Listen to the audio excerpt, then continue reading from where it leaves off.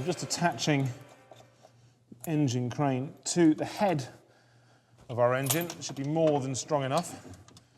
What I'm going to do is actually separate the engine from the gearbox, because the gearbox is fine where it is. I've supported the weight with a trolley jack just to make sure it doesn't drop down and do any damage.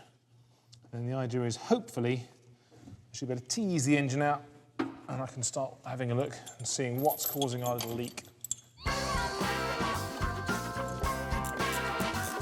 So I might have been complaining, but I'll admit taking the engine out of a car this age is much easier than a modern car.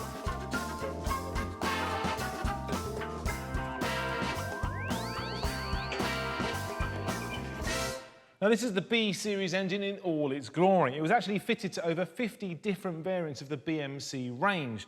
Now at 1500 cc's it produces about 70 horsepower, but it turns out our engine is actually a 1600, not 1500, and produces 80 horsepower, which might explain why Mike thought it was a bit peppy. The fault with these is a weak seal on the back end of the engine called a scroll seal. Once the engine crank wears even slightly, the seal never really works properly again. To inspect it, I need to remove the flywheel, the end plate of the engine, and then the sump. And finally, the engine bearing caps. These are a good indicator of engine condition and definitely worth examination. This is one of our 3 main bearing caps. You can see inside there is the actual bearing shell, that little bit of white metal.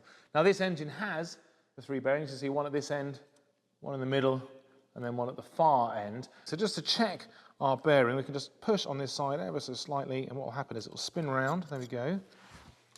So that is now our bearing shell. If I just get a vernier gauge, I can now measure in 3 points. I just measure at the edges first of all. So it's about 750, 760 or so. Same again there.